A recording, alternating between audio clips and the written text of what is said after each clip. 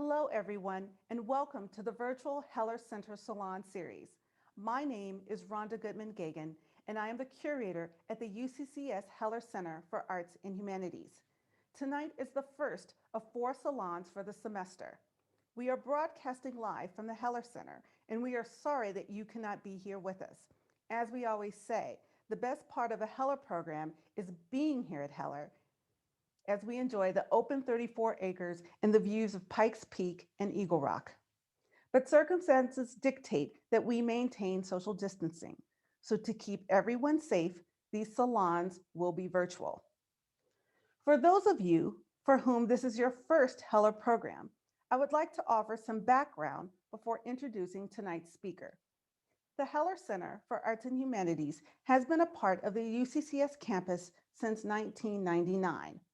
The 34-acre property was once the home of Larry and Dorothy Heller, a well-known socialite couple who lived in Colorado Springs in the mid-20th century.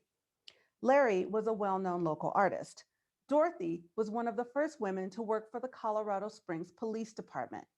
When she died in 1999, she donated her open space, the 3 structures on the site, a sizable art collection, and a wealth of historic artifacts to the university to foster interdisciplinary collaboration between the arts, humanities, and social sciences among students, faculty, staff, and local area residents. We here at the Heller Center want to thank Event Services for working with us to stream tonight's program and the Facilities Department for clearing the road so we could reach the site.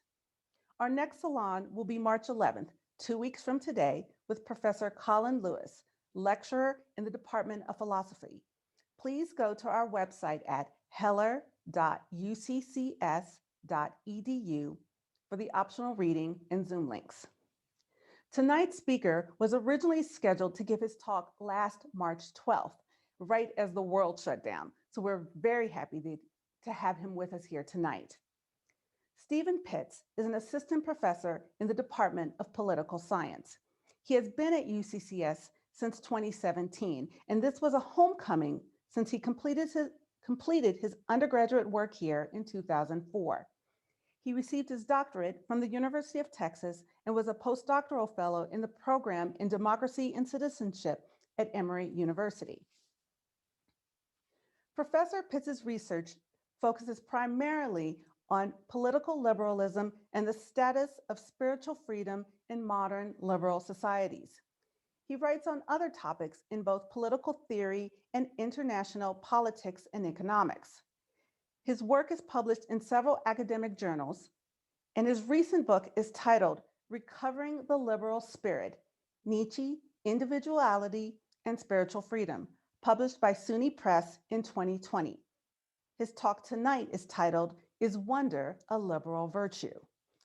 Tonight's program will work as follows. Professor Pittz will talk for 15 to 20 minutes, and then we'll open the floor for questions. And you can do this in one of 2 ways. You can write your question in the chat box, or you can raise your hand as indicated at the bottom of the screen. We will unmute you. You can ask your question, and then we'll mute you again. So without further ado, Professor Stephen Pittz. Hello to everyone out there, and thank you for joining, I guess, mostly me today to do this Heller Salon. And I wanted to thank Rhonda for that nice introduction. Also, just thank Heller for putting this on in general and for all that Heller does. It's exciting for me to do this salon because it's a nice way to sort of throw some ideas out there, maybe get some ideas myself, clarify my own thinking, hopefully discuss some things that are of interest to you out there as well. For those of you who did the optional reading, this is a sort of older project that I'm trying to resurrect and trying to figure out exactly where to go with it. So this is actually a really opportune time to do something like this Heller Salon, and I'm really looking forward to what you guys have to say about it. So what I want to do, I'm not going to present the paper that I put up for you guys, and I know that perhaps some of you have not have not had a chance to read it. But what I'd like to do now is sort of just give you a roadmap of questions that we're going to ask, or that I'm going to ask, and try to set the stage a little bit. And I think every one of these questions that I ask and that I present, there's plenty of avenues for more discussion about, and plenty of ways that you guys might be able to come in and ask some questions about it. So the sort of roadmap is, first I'm going to ask, so of course the title is wonder a liberal virtue? All right, so what am I talking about here? Well, the first question I'm going to ask and try to answer is, what is liberalism? What do I mean when I say liberalism? Liberalism is actually a term that can be interpreted in many, many ways. And if you ask 5 people what liberalism is, you're likely to get about 5 different answers. So I want to first talk about what I mean by liberalism. That'll be question 1. Question 2 is, what is the spiritual problem with liberalism? Is there a problem with spirituality, our spiritual state in the liberal order? So part of that is I will go over what critics have talked about when they ask this question. In other words, what is the spiritual critique of liberalism? So that's question 2. Then we'll shift gears and I'll talk a little bit about wonder. So first ask the question, what is wonder? What do I mean when I'm talking about wonder? What's important about it? How should we conceive of it? Along with that will be, how is wonder aesthetic? How is wonder tied to aesthetic experience? That's going to be very important for my argument here. Next question, why is liberalism good for wonder? Right? Why are they a good match? And we're actually going to do that from both sides. Why is liberalism good for wonder? Why is the liberal order potentially quite compatible with wonder, fertile ground for the experience of wonder? And then also, why is wonder important for liberalism? And for really, what I should say, for liberal citizens in particular, right? Individual liberal citizens, why is wonder important for them? So that's sort of the roadmap. And I'll go through it and try to just, this really is what I'm trying to do is just give a rough sketch of what hopefully is a bigger project, thinking about the way these two things go together. All right, so our first question, what is liberalism? What do I mean when I talk about liberalism? So first off, I would say this, it's not a political ideology, it's rather a political philosophy. So I'm talking about and thinking about liberalism as a school of political philosophy that has been around for about 500 years, right? So definitely the first thing to get out of our heads is the idea of liberal and conservative in terms of American politics. That's not what I'm looking at. And that, of course, is under a lot of changes right now, right? Liberal / progressive, and what that exactly means, what exactly conservative means, all that stuff is sort of in a transitory phase right now anyway, but that's not what we're thinking about. That's not what we're talking about. When I'm talking about liberalism, I'm talking about a political philosophy that begins, in earnest in the 17th century. Some of the earlier thinkers, somebody like Thomas Hobbes was sort of a proto-liberal, but not quite all the way there.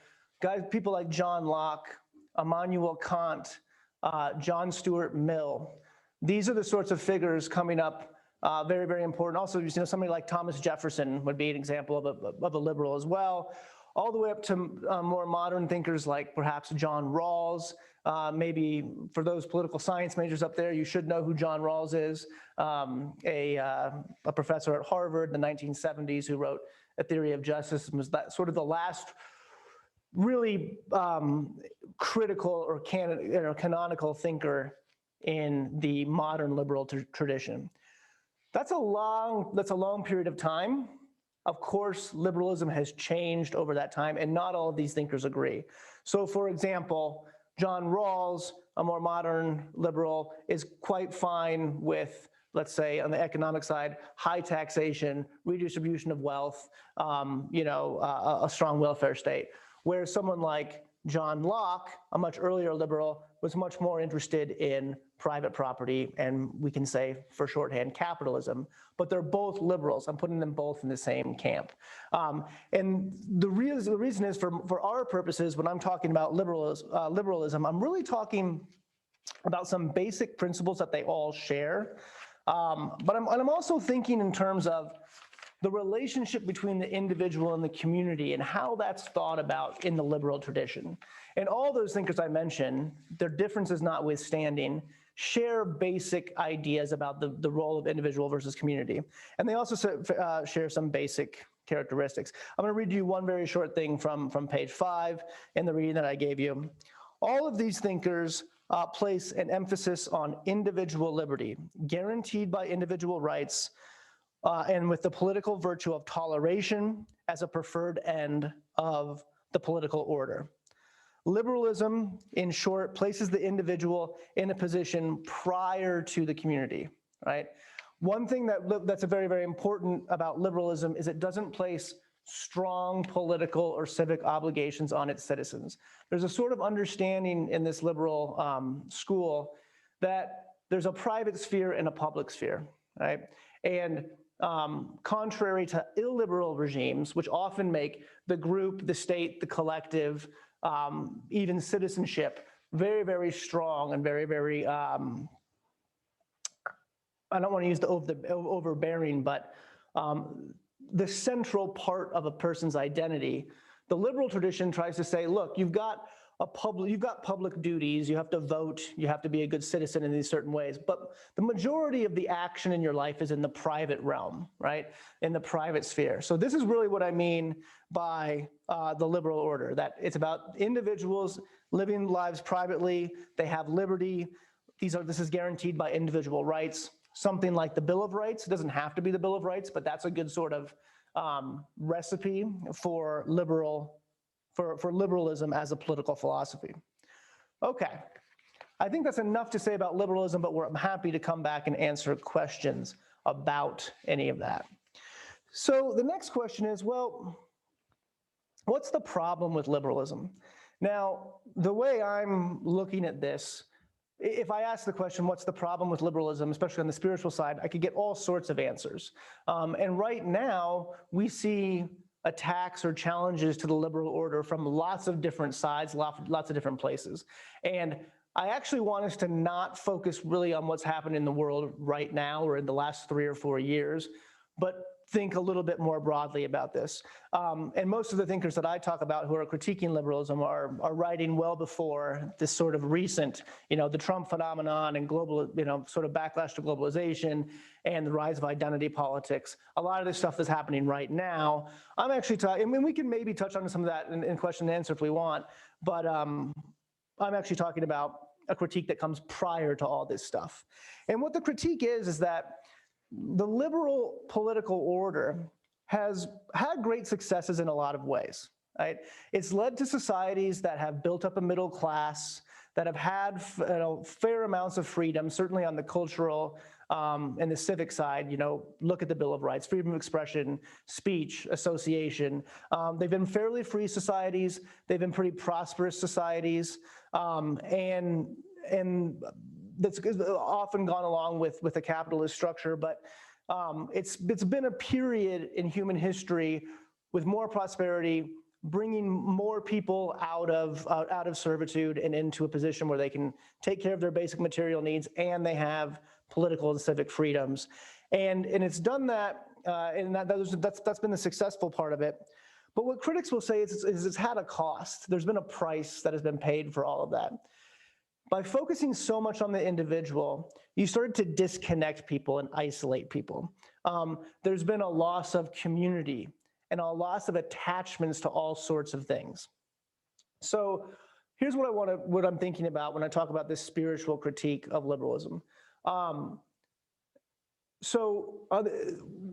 of the criteria I mentioned in the paper is I talk about spiritual fullness. We want to have citizens, every person, achieve some degree of spiritual fullness. Now, this is just a spiritual state that is full rather than empty, right? A situation where you can say that your life has meaning, it's tethered to something important, and you feel that you have spiritual purpose. Critics of liberalism will say, well, look, a lot of the places that you would get that spiritual fullness, that spiritual purpose, it's in places like community, like religion, like the traditions of your culture or your tribe or your group, some sort of maybe social identity in many spots, in many ways. And the critics, these are mostly communitarian and progressive thinkers, will say liberalism has severed us from many of those connections, right? We don't have these obvious places to go, these obvious sources of meaning, which can lead to spiritual fullness anymore. We've just gradually been brought away from that. So we can talk about that critique and what it means, and maybe if we want to talk about it in more detail, we can do that as well. But the point is that this would be a very, very devastating blow to the liberal order, right? If we were to be partisans of liberalism, and I'm not saying we have to be, but if we were, and we'd say, hey, look at the great things the liberal order has achieved over the past 400 years, right? And look at all the great things it still is able to do. The glow of that begins to be diminished if we also say, yeah, but we're also pretty spiritually empty. People don't have meaning in their lives. They're not connected to anything that makes them truly happy. And it's not just happiness. I talk about spiritual fullness in a little bit different way, but happiness is part of it, right? Really having purpose, really having meaning. So that's the setup for liberalism and the critique of it, right? There's something missing in liberalism. There are experiences and connections that aren't there that ultimately lead to liberalism not being choice-worthy for perhaps that reason. Okay, so now we'll just leave that there. Now let's switch gears and talk about wonder, right? So what is wonder? And hopefully I can get to the point of why this actually has a connection, because I don't think it's completely obvious. But first we need to try to understand, well, what is wonder, right? I conceive of wonder of having two aspects. It's sort of there's two perspectives or two aspects to the experience of wonder. On one side, wonder is curiosity, right? It's the impulse to investigate and to learn more about things. This is the way as I mentioned in the paper, that the ancients, right, like Plato and Aristotle, for example, and the Greeks looked at wonder. It's the germ of philosophy. It's this curiosity that drives us to understand things about the world. It drives the scientific activity, and it drives our desire to learn more about the world. But there's something else that happens with wonder too. It's both curiosity, and that's very intellectual, right? And we're driven to learn more, but it's also something that's awe-inspiring, right? Something that you can't really capture just talking about the rational process of, let's say, the scientific method and trying to learn more. It's something a little bit more visceral than that, right? And so I'm actually going to read a short bit I'm actually on page 11 of the text that I gave you. Philip Fisher wrote a book called Wonder, the Rainbow, and the Aesthetics of Rare Experiences, and he sums this up quite nicely. He says this: Philip Fisher tells us that the English word wonder is used in two senses: the inquisitive, I wonder why, but also the exclamatory, what a wonder. The first begins the activity of science. The second marks the aesthetic sense of admiration, the pleasure of amazement and delight in the thing itself. Right? In other words, and these are my words, to experience wonder is not only to experience curiosity or the impulse to investigate, it is to be astounded by the complexity and the sublimity of existence itself. Okay, so I want to spend a little more time on this aesthetic aspect of wonder, because I think that everybody sort of gets the curiosity part, right? I think that's fairly self-explanatory. But I want to ask this question, try to get a better understanding of the aesthetic aspect of wonder, and ask, how is wonder aesthetic and why does it matter? I'm going to talk a little bit about, use Immanuel Kant and Ludwig Wittgenstein to help me here. And I'll start off by mentioning Kant. Immanuel Kant, many of you probably know, very famous German, Prussian philosopher in the 18th century. And he wrote a lot about logic, about moral philosophy. He also wrote about aesthetics. And I want to understand what an aesthetic experience is through Kant's eyes. So what does it mean to have an aesthetic experience? And then we'll ask how wonder is aesthetic. But really, I want to understand more about aesthetic experience. According to Kant, aesthetic experience is a state of mind, both intellectual and active, that contains the 4 aspects. I'm only going to concentrate on 2 of the aspects here because they're the only ones that are relevant for us. First, aesthetic experience is marked by a free play of the imagination and understanding. And second, it is marked by purposiveness without a purpose, or that could also be rendered as finality without end. So let me just say something about the first one, this idea of a free play of the imagination and the understanding. What does this mean? Very, very briefly, let me say, for Kant, the imagination is a little different than what it is for us. In Kant's epistemology, his understanding of knowledge and how the human brain is structured, the imagination is the faculty in your mind that actually gathers information from the senses. So if you're looking around the room, it gathers all this sensory data that you're getting from your eyes, your ears, your mouth, your nose, your hands, and it creates it into an image, right? That's actually what the brain is doing. So one thing that was important for Kant is that an image, or using your imagination for Kant, is not the way that we might use it with our children, say, or our children might use it and say, oh, I imagine a dragon flying. Right? That's something that's actually a fancy of the mind. For Kant, when he talks about image, it's actually putting together our sensory data. Okay, and the image that we get from our imagination, it then goes through the faculty of understanding, which organizes these images into a concept, right? Or a definition, right? A sense of something, a word perhaps, that then we can share with other people. One thing that Kant said about, and that's how we basically come to know things in the world, is we create images, then we create a concept, then we have language and we can talk about this, and so on and so forth. What Kant wanted to say is that in aesthetic experiences, we actually have a free play of the imagination and understanding, right? It's not something that we're setting in any certain way. We're not just taking data, turning it into a concept and going from them. We're actually sort of playing around with things because things are new, they're novel, they're not completely understood.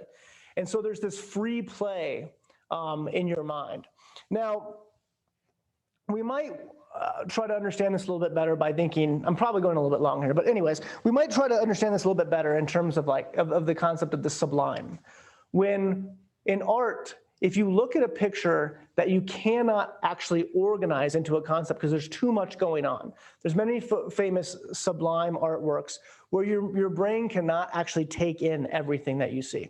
Another classic example of this is a starry sky. You go up into the mountains, you go camping, you look up to the starry sky.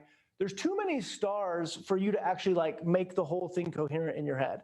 I can look at this TV that I'm looking at right now and I can see the whole thing. I can capture the whole TV in my mind.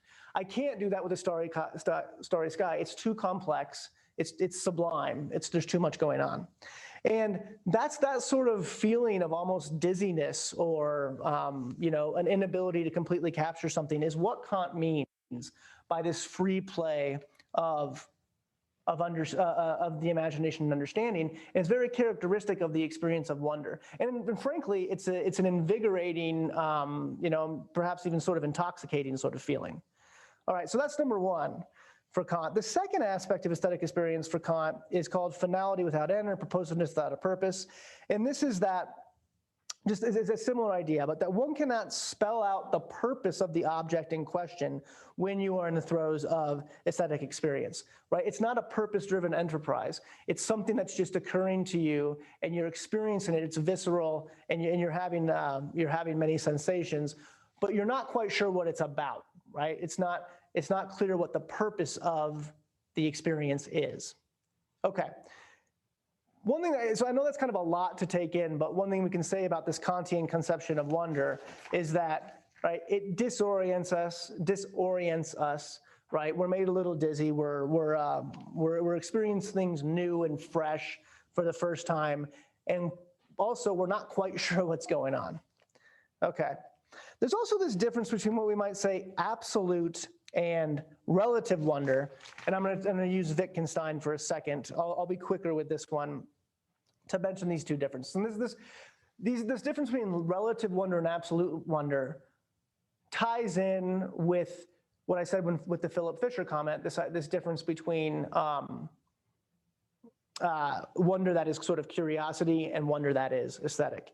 So for Wittgenstein, he talks a lot about language and what we can actually talk about and say in words. But the difference between relative and absolute wonder could be spelled out in an example. Let's say, he uses this example, let's say that we see a dog, a really huge dog, I don't know, it's a Mastiff or a Great Dane, but it's just gigantic. And we say to ourselves, man, I wonder how that dog got so big.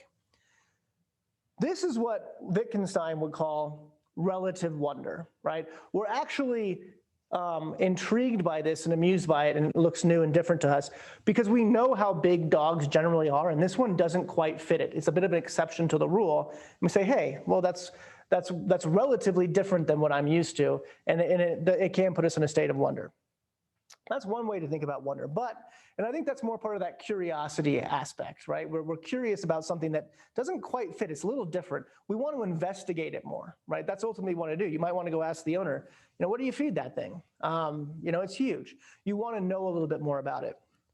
This is different than a statement of, he would call absolute wonder, which he would say, I wonder that the dog exists at all.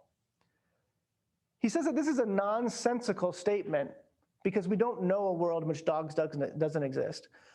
But it doesn't make it a statement that's not important at all. What Wittgenstein says we think, if you say a statement like that, I wonder that the dog exists at all, what you're kind of saying is that the existence of the dog is a miracle. And you don't understand the existence of the dog in the same way you don't really understand the existence of anything. The universe, the cosmos, the earth. You can't completely understand it.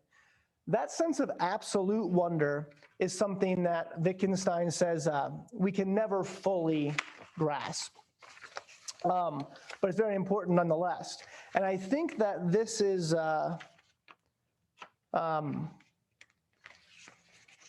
ties in with that second aspect of wonder, in which wonder is simply,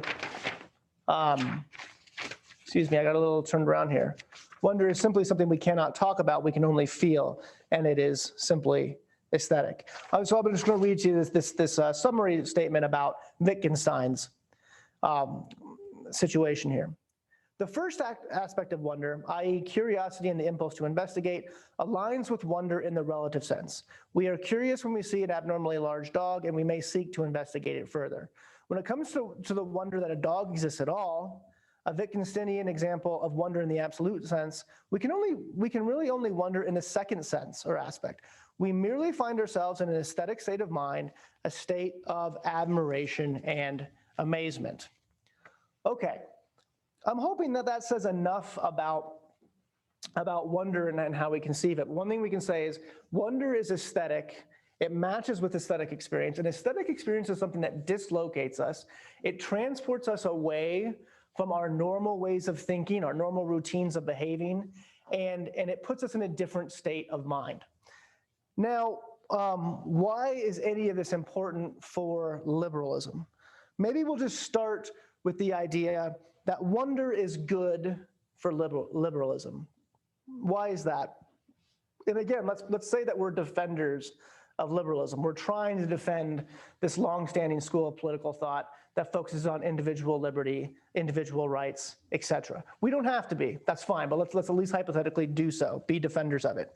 The way that wonder is good for liberalism is that as an experience, it allows or creates an avenue for meaning and ultimately spiritual fulfillment, right? The sense of wonder, the experience of wonder, especially this aesthetic experience of wonder, leads to spiritual fullness in important ways. So for the people who have perhaps, let's say we're taking the spiritual critique of liberalism seriously, people who have been sort of taken away from their religious, traditional, cultural, communal sort of attachments, they've lost something there. They've lost that sense of spiritual fullness. Well, even as a sort of isolated individual, through the experience of wonder, they may return to some sort of spiritual fulfillment, right? I'm not trying to say that wonder is the only way to do this and you should never go back to religion or go back to a tradition or go back to the community. but it is a way for individuals who are isolated and have those attachments severed or weakened, or they're disconnected in some way. It is a chance for them to experience or to pursue spiritual fulfillment in a different way. So we can talk more about that, but that's my general argument, or the general argument I want to make, is that wonder is an avenue. And then there's also a sense where I'd say, like, wonder can be something like a skeptic's faith, right? Religious believers have a very strong connection in faith and connection to a deity. For unbelievers, it might be a little different, but wonder sort of fits in there and acts in a certain way. It sort of provides spiritual nourishment in the same way that faith does, but perhaps for somebody who is not a believer. Okay, so that's all I'll say about why wonder is good for liberalism. It can potentially solve that problem, at least for some.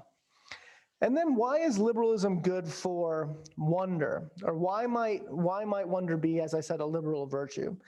And there's a couple of reasons for this. I mean, on the one hand, basically what we're talking about with wonders is there's an openness to new ways of doing things. And that's good in and of itself, but I'm not sure that's unique to liberalism. But one thing that is unique to liberalism as a political philosophy throughout history is its resistance to dogma and its challenging of authority, right?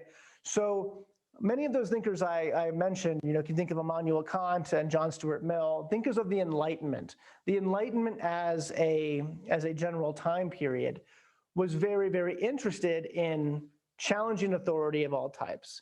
Now, this means, of course, one thing was the elevation of reason over revelation, and saying, let's not take all of our moral precepts and ideas from revealed law, from scripture, from the 10 Commandments, for example, and from God or from a religious dogma telling us what to do. Let's use our reason to come to understand these things. So it was a challenge of religious authority, but it was also a challenge to just dogmatic claims of all types.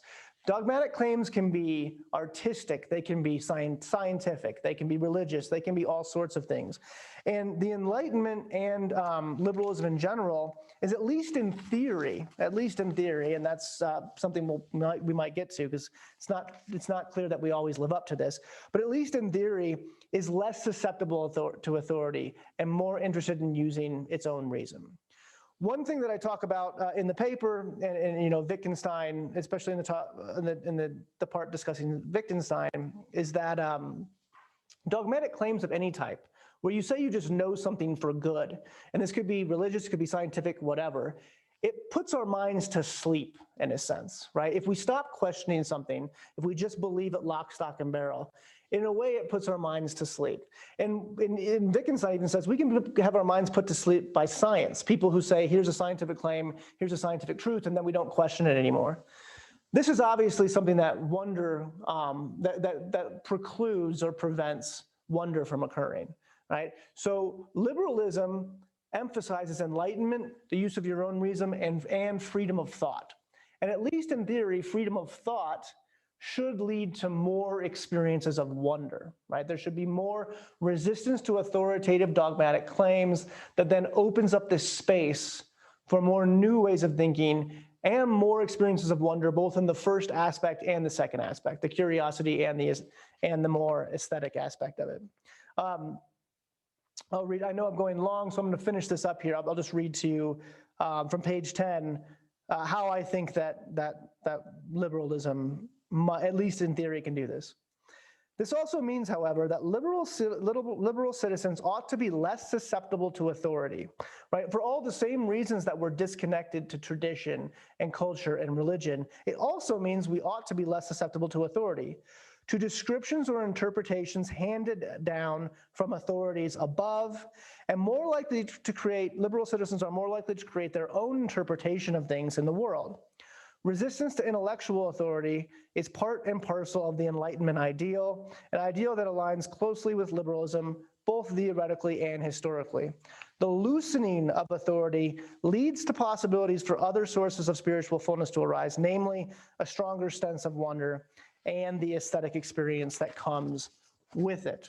All right, so that's my sort of half-baked view of why liberalism may be a particularly fertile ground for wonder and the experience of wonder, why I think they go together. And of course, so they're mutually reinforcing. Wonder is good for liberalism, and liberalism is good for wonder. All right, so I apologize for going a little longer than I promised, but I am very excited to hear anything that you guys have to say. Professor Pittz, Can I just go ahead with these? well, I'm going to just say a few words here. Professor Pittz, thank you very much for that introduction. I just would like to remind everyone who's here, you are more than welcome to raise your hand. If you go down to where reactions are at the bottom, to raise your hand if you have a question, and you can also put your question in the chat. If you'd like, you can turn on your camera so we can see your face if you're asking the question. I just want to let you know that we are recording this event, so I just want you to keep that in mind. There are a couple of questions for you that we put on the piano bench right next to you, so that should be enough to get you started.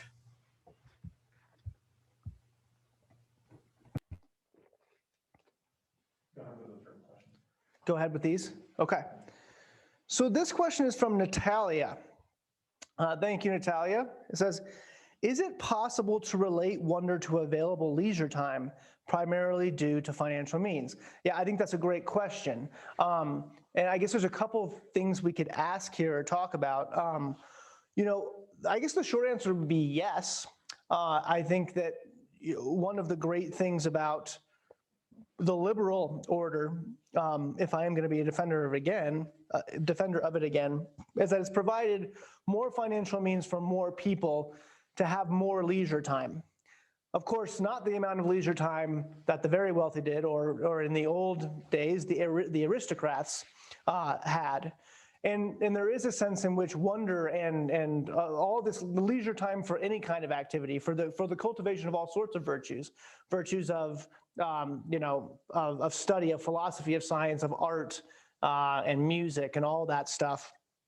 And you put wonder perhaps in that group of things, where saying yes, having more leisure time should give you more opportunities to do this. Though of course it's not the case. Well, before I go there, I will say this. But one reason I use Alexander Solzhenitsyn, it's a tough name to say, Solzhenitsyn, who of course wrote the Gulag Archipelago, and he talks about spiritual fullness and disconnectedness. He actually very adamant that while he was in a concentration camp, a labor camp in Soviet Russia, he was still able to wonder. Right. So there's no sense in which not having financial means precludes your ability to wonder. There's any number of ways you can do it. I also think it's important, though, to think that yes, having available leisure time could certainly help you, perhaps, in this endeavor. But at the same time, as I say in the paper, wonder is not something that you can pursue like you can pursue, let's say, mastery of watercolor painting or mastery of the cello. It's very different, and as I mentioned in the paper, it's sort of about, we can't say to ourselves, hey, you know what, this afternoon, I'd really like to wonder some. I'd like to experience some wonder this afternoon. I'm going to do that. It's not how it happens, right? It's actually usually something that we receive, but we can also sort of get ourselves more prepared for. So one way I would look at this is, 99% of the things that we do, we pretty much do unconsciously. We do out of habit. We do it, we're sort of on a track and we just do it. But there's those moments when things slow down and perhaps we see things differently. And a lot of times, a great piece of art or a great piece of music or something can spark this, but other things can happen too. I don't think any of these experiences then are exclusive territory of people with money, with the financial means, as Natalia mentions, but it's certainly a relevant consideration. I think that's where I'd stop with that one. This one too? Okay. So this is from Rhonda. She says, if liberalism takes us away from connectedness, what political philosophy fosters spiritual connection? So that question, I think, can be answered by saying many try to, right? Liberalism might be the only political philosophy Well, here we'd probably have to make a distinction between philosophy and ideology. But liberalism is one of the only ones that says it's your business as a private individual and in the private sphere of life to figure out what, what gives you purpose and meaning and spiritual fulfillment. Whereas in many other, whether it's a theocracy that has a religion behind it that says this is the way our spiritual life is structured, and this is the sort of things that we should do and believe, or whether it could be something like, look at the fascist movements in Italy and in Germany, prior to World War II, they had a spiritual component. Communism had a spiritual component, or maybe a lack thereof, right? An almost forced atheism in some places, but still had very, very strong beliefs about how you should think about spirituality. So I think that actually there's many different ways in which different political philosophies or political ideologies and actual real life political movements try to create spiritual connections. And if you look at something like fascism or communism, they tried to create spiritual connectivity to the group, right, to the community, whether it was to like the party and to nationalism, to the goal of the nation and the expansion of the nation in the fascist model, or to the heartland, the motherland, like in the Soviet republics, where your connection is to the people around you who you're working for and with to produce the goods that you need to live. Of course, because you don't have private property, it's all common property there. So those are two ways. And then I think in your religious, all sorts of religious traditions, right? There's all sorts of spiritual connections that are fostered within the group. So that would be my answer to that one.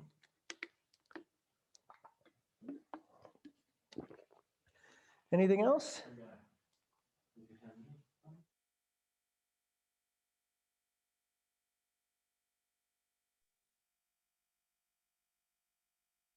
Hi, I was wondering if you've given consideration to like drug use, especially like wonder-inducing drug use and its relationship to liberalism and changing in laws around people's ability to get wondrous experiences through something like that. Yeah, so sorry, who is this talking?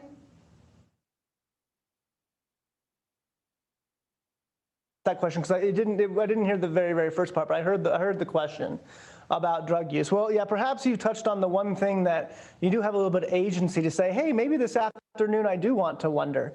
Well, maybe I'll help myself out with a little something. Well, I have to say there's many people who would say that is a place that you can find it. I'm not sure if I'm answering your whole question, but yeah, I mean, drug use certainly. I'm sure many people would experience states of wonder under drugs and under certain drugs.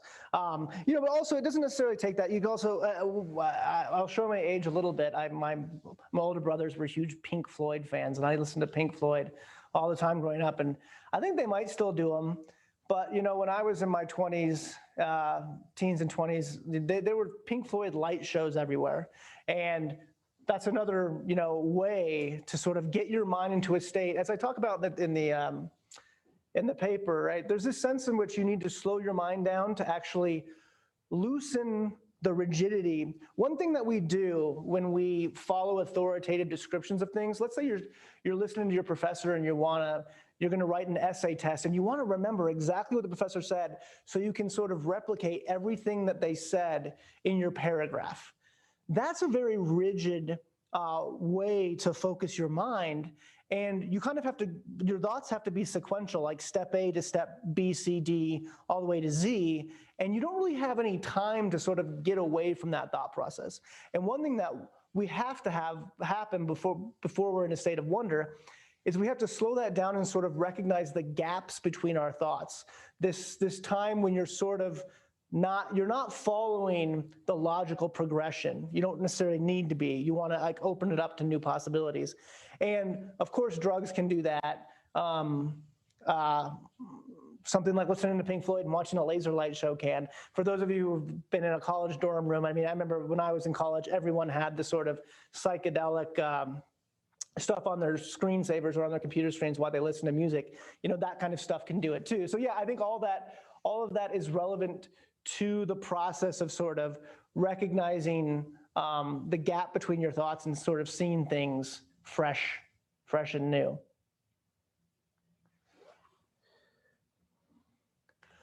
Okay, this is from Alana. How do you think the pandemic has affected our ability to explore wonder? All right, that is a tough one. Well, it's affected our ability to be happy, so maybe that's affected our ability to explore wonder. I'd probably have to give it more thought if there was something, you know, particular about maybe like the fear we have during the pandemic. Like you're much less likely to want to explore things with fresh eyes or see new things and experience new things when you're fearful. And then obviously there's the practical matter of not being able to get around and not being able to go to places that maybe you could have otherwise. So I don't know if I have a great answer for you, Alana, but that would probably be some of it, you know, just puts you in a little bit of in a state that you're not as likely to want to go explore new things. This question is from Tristan. It says, you connect liberalism with wonder, but do you think liberalism and wonder connect with civic wonder? I believe is the question. I'm not exactly sure what you're after, Tristan. I don't know if you can jump on the screen and ask, but I'm actually not sure. I'm not sure how to answer that question.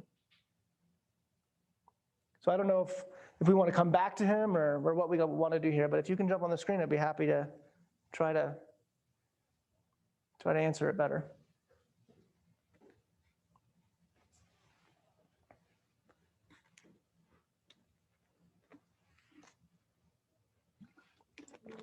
Or is there anyone else in line? Yes, there are.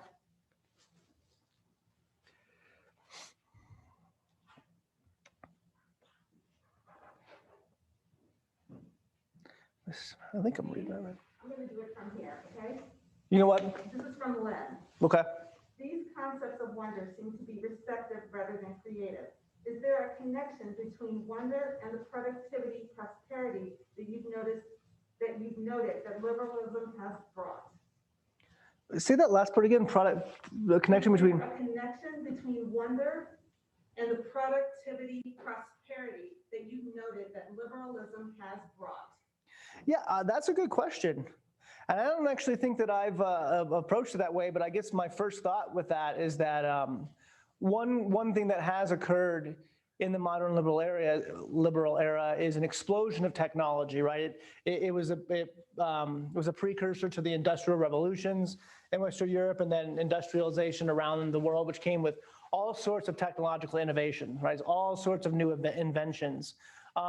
So I do think it is tied in that way. I mean, you could say that the Enlightenment and the liberal ideas that sort of opened up a lot of new possibilities for people, and then of course that's associated with wonder, then also sort of snowballed into technological innovation that led to more productivity, more prosperity. So yeah, I think that there is a connection there. Okay. All right. So we have another question here from Natalia. Oh, you have a question on the card there? Go ahead. Do you want me to do this one? Yes, go ahead. Okay. This is from Regan. It says, does practicing mindfulness make wonder more frequent or easier to tap into? Yeah, that's a great question. So I'm not sure exactly what Reagan means by mindfulness. Perhaps the one like sort of major technique that I know of, and I don't practice, I've actually never been taught it by like a master's, it's called transcendental meditation. And I've never done this, so I can't speak to it that well, but a lot of people talk about mindfulness, talk about that. But I don't think you have to do an actual prescribed sort of technique. I think people have lots of different ways. You know, for some people, closing their eyes and listening to music does it. For some people, walking in the woods does it.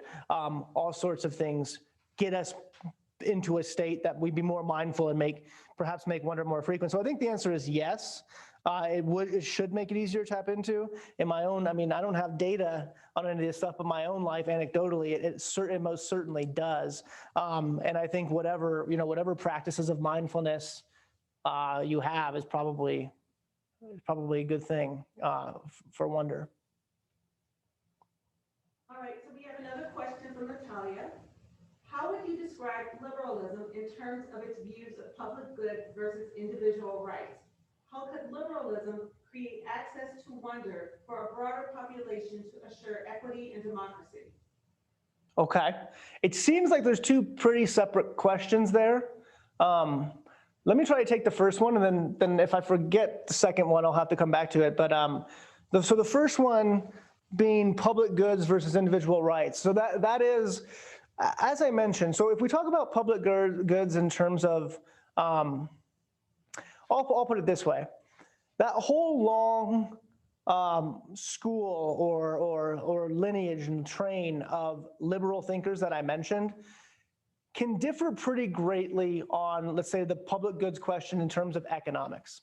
What I think they all agree on is that civically, culturally, even if I may say spiritually, you put the individual first. The individual has certain rights, certainly in their minds, their beliefs, right? Their expression, their beliefs, their speech, those are all, inviolable rights. The economic question is a little different. And I think that's kind of the heart of your question, individual rights versus public goods, because you might say, well, do you have to be like a hardcore libertarian capitalist who just believes it's private property all the way down and everybody get as much, everybody works for themselves and takes what they can, but there's not a whole lot of obligation to others economically.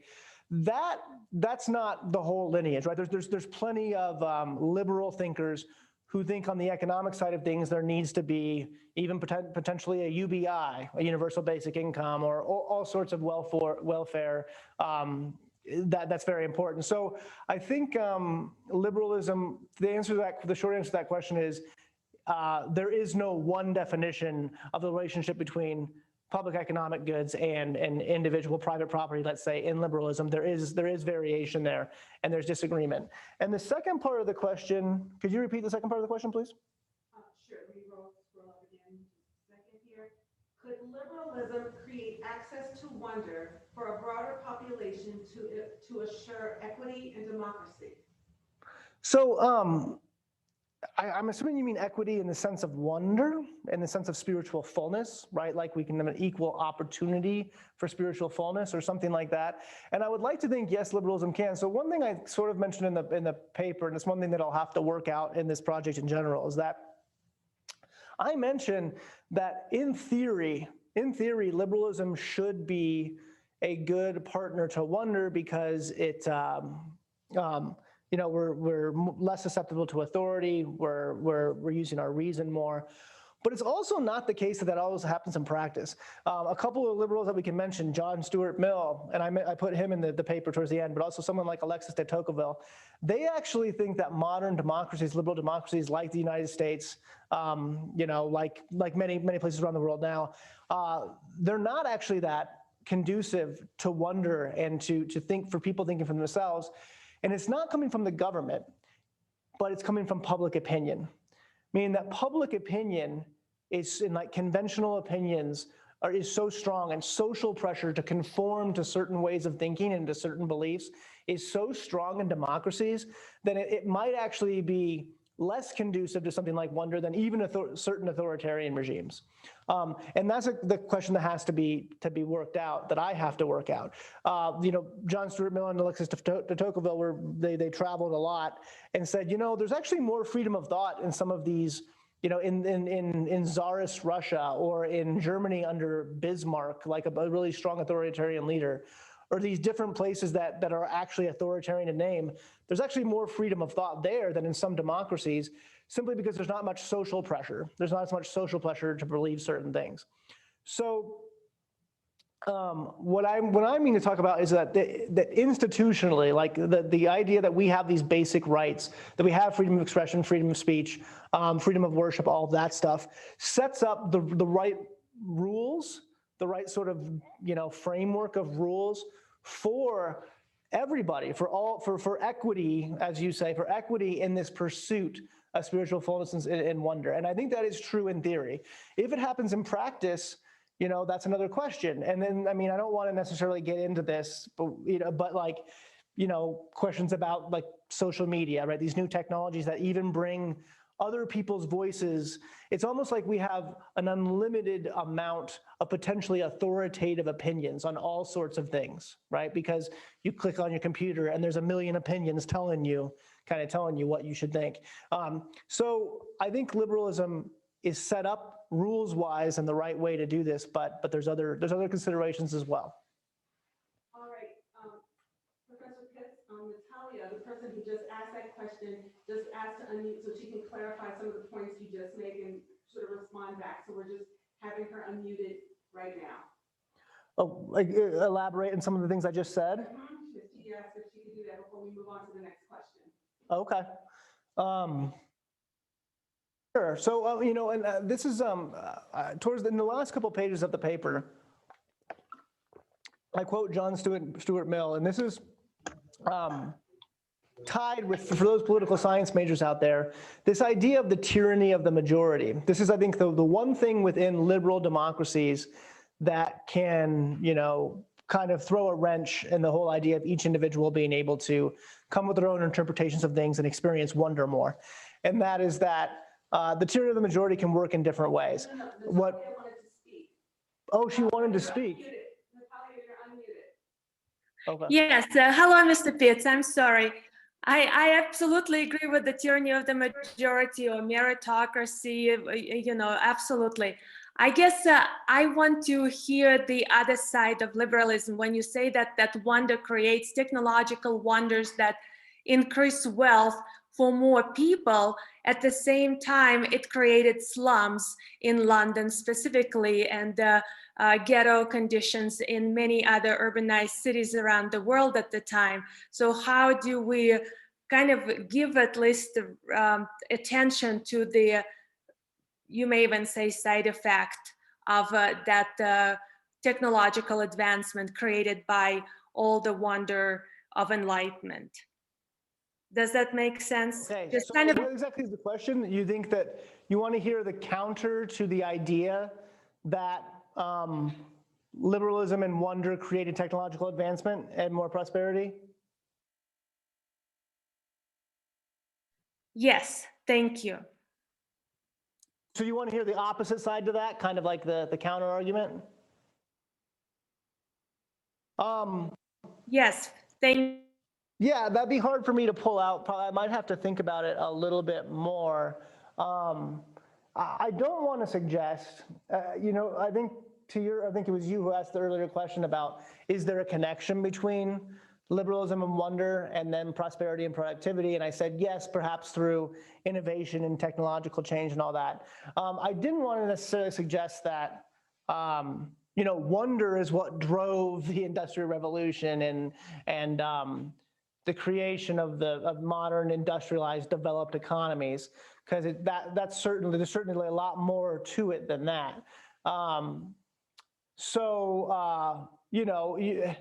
I guess you could say there might be a counter and maybe Marxist thought or something. He would say, actually, it's not wonder that drove that, but the exploitation of workers and cheap labor and the use of raw materials by capitalists or something like, yeah, there might have been a few inventors, right?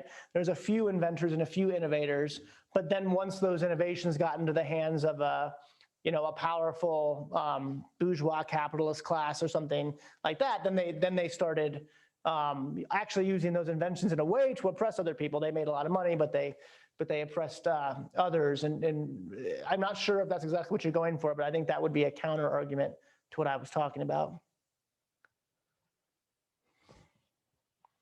All right, your next question is from Karen. And your question is, what is the relationship of wonder to post-liberalism? rather than to just liberalism? Are there any significant differences, or is it similar in the approach to wonder? Like postmodern liberalism or just postmodernism? Well, she has here post-liberalism. Yeah, well, I mean, good question. I mean, are we in a post-liberal state? Things are certainly changing fast. So what do I want to say about this? So, I think there's a couple interesting ideas here that maybe I think Karen is thinking of. I mean, on the one sense, in this long lineage of liberal thinkers, it's not as if they all also agree on all sorts of philosophical questions. So the shift from modern to postmodern thought, which of course in many ways opens up many possibilities for wonder, right? The early stages of the liberal movement were marked by, more of a belief in science, in positivism, and the idea that, through science and through language and through everything else, we can really come to understand reality, and we can really advance our understanding in all sorts of ways, and that it's universal, it's true, it's sort of a capital T. And then the postmodern, change occurs certainly, and we're talking well within that range of liberals that I'm talking about, right? You've got the Nietzsches and the Heideggers and these sorts of thinkers that come out in the 19th century and going forward. And so in many ways, I think that some of the thinkers that I like, certainly Wittgenstein, there's others that you could think of that are more recent, I actually think have a lot to say about wonder as a phenomenon. So I'm not sure if I'm answering your question, but I guess I would say something like, from liberalism to post-liberalism, if you mean like modern thought to postmodern thought and liberalism going through in that trajectory, I'd almost say that the post-modern liberalism is more open to novel ways of interpreting things, to more perspectives coming from different places, and therefore, more novel, fresh interpretations and more possibilities for people to experience wonder. That would be off the top of my head, I think, how I would try to answer that one. All right, so the next question is from Alana. Mm-hmm. Novelty seeking or impulsivity can often be associated with wonder, but also with mental illness. What are your thoughts on this association? Do you think impulsiveness is an attribute Kant would associate with wonder or liberalism, or is that an entirely different subject? I mean, I think that's super. I think it's a really insightful comment. I think it's very, very relevant. I'm not sure how relevant it is to liberalism. Well, though you could argue that if we've disconnected all these people and made them more isolated individuals, and then you're telling them, oh, well, you should wonder for your spiritual fulfillment, you also are opening the door to more eccentric ways of doing things, and potentially dangerous ones, potentially ones that, as Alana says, might even be considered, mental illness. But in terms of just the idea of wonder and, is there something like good wonder or bad wonder, perhaps? So one way I could actually think about this too is this. If you want to say everybody needs to wonder more, because that's going to be better for you, you're going to be more spiritually fulfilled.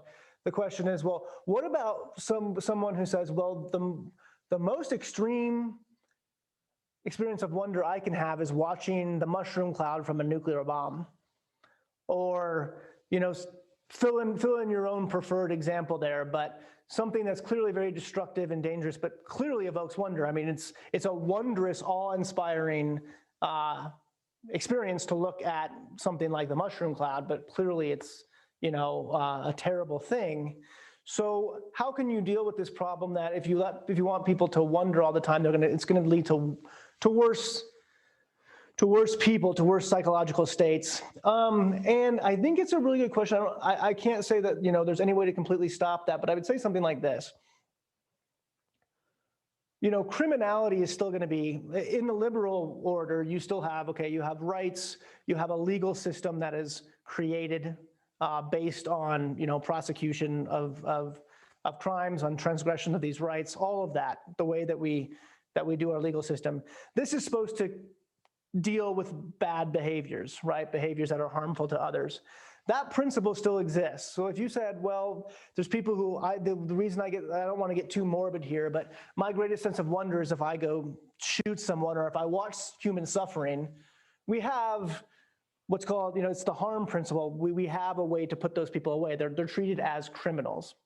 So societally speaking, we can deal with those bad wanderers in that way. Whether individually it's going to make people go to places that are a little bit less stable or scary, whatever. I guess I would say, personally, I would be willing to take the bad with the good there. I would say something like, if people were more open to trying to come up with their own interpretations of things and perhaps experience more wonder, you're going to get more net benefit than net cost. All that said, I think Alana brings up a really good point, and there probably would be situations where things can get more negative or frightening or dangerous. But I think that on balance, you get more benefit than cost or damage. All right, so the next one's a long one, and this is from Colin. What is the impetus for assuming that human need for spiritual fulfillment is a problem for political theory specifically? And I'll read the rest of it, and we can come back and repeat some of this. Under some classical, non-liberal, or pre-liberal political theories, what we're calling spiritual fulfillment plausibly features as an important feature of the political ideal. Aristotle's politics come to mind. With modern liberalism, though, I take it that one of the intended benefits of the theory is that this sort of issue, spirituality, gets offloaded as a non-political issue. Rather, it's treated as a social, moral, religious, what have you. So what is the deeper argument for why advocates of liberalism can't simply dodge the problem altogether and maybe foist it on something else? All right, so there's a lot there. Yes. I feel like one of the parts of that question is, do political philosophies and political theory in general actually care that much about spiritual fullness or fulfillment? Like, is it a major factor that has always been part of political philosophies? And I'd say it's certainly not as obvious as some of the other things that political theories talk about: justice, legitimacy, rights, security, right? Security and territorial integrity, all these things that are part of political theory. One answer I can say to that, like, hey, every scholar wants to bring something new to the table. So I'm also trying to bring something new to the table. I'm also looking back through different, schools of thought and kind of trying to find, you're not going to find political theorists, whether liberal or not, using necessarily the term spiritual fullness or spiritual fulfillment. Charles Taylor, a very, very famous communitarian, does, and that's one of the places I took it from. But it's not like it's a really, really common thing. You're gonna read Hobbes and Plato and Locke or any of these people that all of a sudden you're gonna get spiritual fullness talked about directly. But you can certainly find parts of their thought and parts of their political theory that touch on spiritual questions. And so one thing that I'm trying to do is sort of bring in spiritual fullness or fulfillment as a criterion of success, a way, like, it doesn't usurp or trump a lot of these other issues that you want to think about when you're doing political theory, but it's something important to add. And I do think in the case of liberalism, it's been the weakest point where critics have said, this is where liberalism really loses it, is that we're all too isolated. We're losing our purpose. We're losing our meaning, right? We can't get to spiritual fulfillment. So, and then that kind of leads, I think, to another part of that question. I think Colin mentioned, I think quite rightly, that liberalism tried to push all these questions to the side. I mean, that's what it did at the start. Liberalism was also born out of the need for the separation of church and state.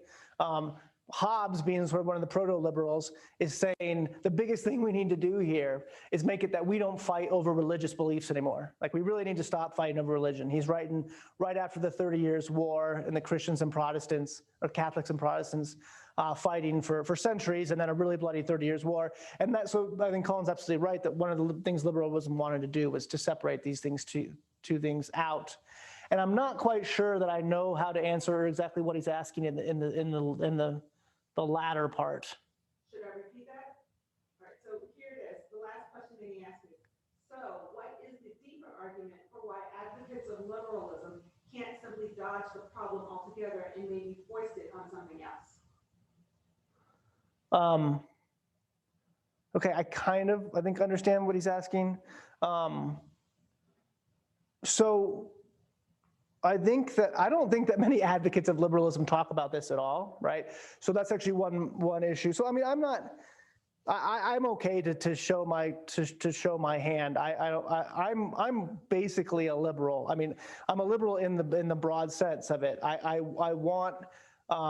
think the most important piece of political theory is to start from individuals with rights and then build out. And there's all sorts of variations of that, like I've said, and it can lead to all sorts of different conclusions. But in general, I think rights are a good idea. I think having constitutionally guaranteed rights is a good idea. But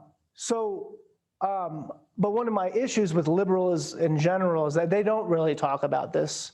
And I actually think that liberals of different stripes have painted themselves into a bit of a corner to fight to make the same kinds of arguments about, really often about economic liberties, right? Like in prosperity, when in many places in the world, and this is not to say that there's not human suffering in different places, but historically speaking, we're a very prosperous society. Much of the world is more prosperous now than it ever has been, despite all the other problems. I'm not saying there's not suffering and issues all over the place, but as a whole, the totality is more prosperous than it's ever been.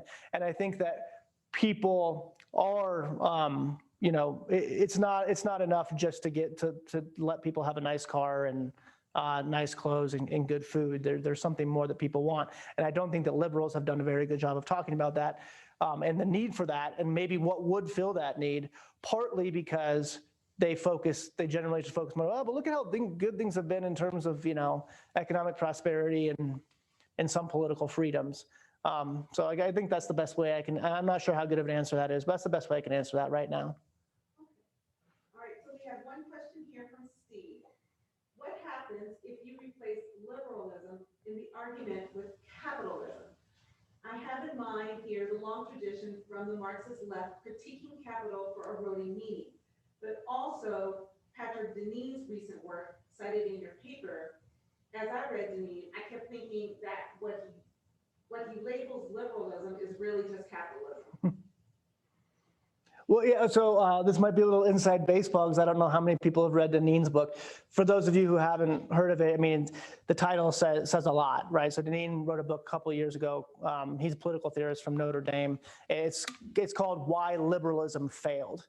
And it's also, just as an interesting note, this book got way more press than your typical academic book does. Like President Obama, ex-President Obama read it and tweeted about it and said how important it was. So in his basic idea was that what I've been talking about, liberalism just separates us out from everything that matters, and then we become lost, right? We become spiritually empty and lost, and then ultimately this is going to lead to all sorts of other problems. Excuse me. Wow, where am I going with this? So, but I also think that Steve is right that Deneen's more on about capitalism than he is about liberalism. He actually strawmans liberalism like crazy. I could go on, yeah, I mean, he, from his treatment of Thomas Hobbes, John Locke, Francis Bacon, I think Montesquieu as well in there, he doesn't give liberalism a fair shake at all. He says that all liberalism was really about was letting greedy people go after as much prosperity and economic wealth, material wealth as they could. And he doesn't really treat a lot of the things about liberalism that matter. So I totally agree with Steve on that.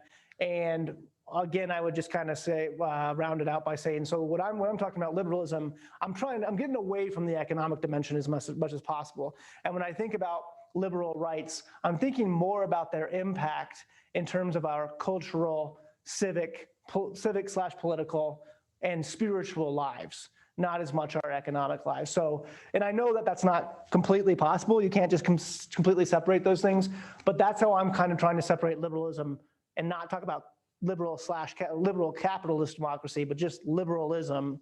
And focus more on the cultural, civic, and spiritual side. But I really agree with Steve.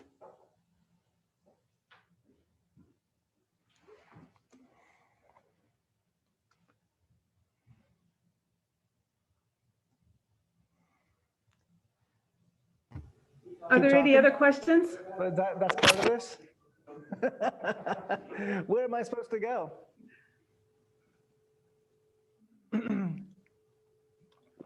Well, in the interest of not making the video, I guess, get totally boring, I suppose I could say something like, I do think that this critique, so the thinkers I talk about in the book, Deneen, Charles Taylor, Alistair McIntyre, Michael Sandel, these are communitarians or Republicans or progressives who are saying, we need to go back to community. We need to go back to our historical foundations. We need to go back to our churches.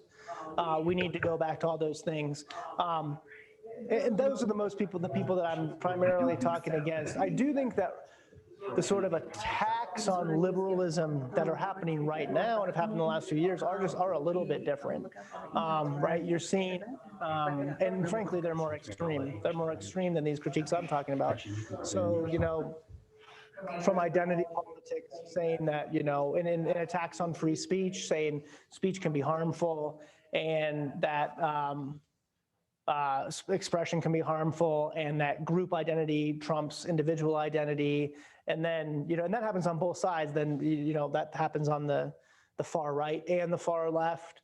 So there are new challenges that are probably more extreme than even the critiques that I've been talking about in the paper, which, I'm not sure exactly what to do with, in the book or whatever in this project, but it's certainly something that has to be thought about as well.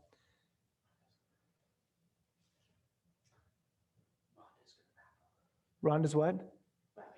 Oh, okay. Oh, okay. So I'm done. Well, okay. Well, I think we've gotten all the questions in. Oh, wait a minute. I think we've got one more here. This is from Steve again. Maybe some of the more recent critiques come from an imaginary war rather than cultural alienation.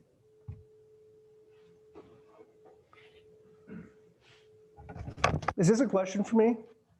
So Steve made a comment that was maybe some of the more recent critiques come from an imaginary of war rather than of cultural alienation. That's a good point. Tell him if he's got any literature to send my way, do it. Please. All right, so I guess we are done with all the questions and comments. Well, I want to thank everyone for being here tonight. Thank you, Professor Pittz, for sharing your research with us. It was very interesting, very compelling conversation. I would like all of you to, again, thank you for coming. Keep a lookout for the emails for our next event and the other events that will be happening at the Heller Center for the rest of the spring semester. Our next one, March 11th, with Professor Colin Lewis out of philosophy. Thank you very much for coming, guys. Good night.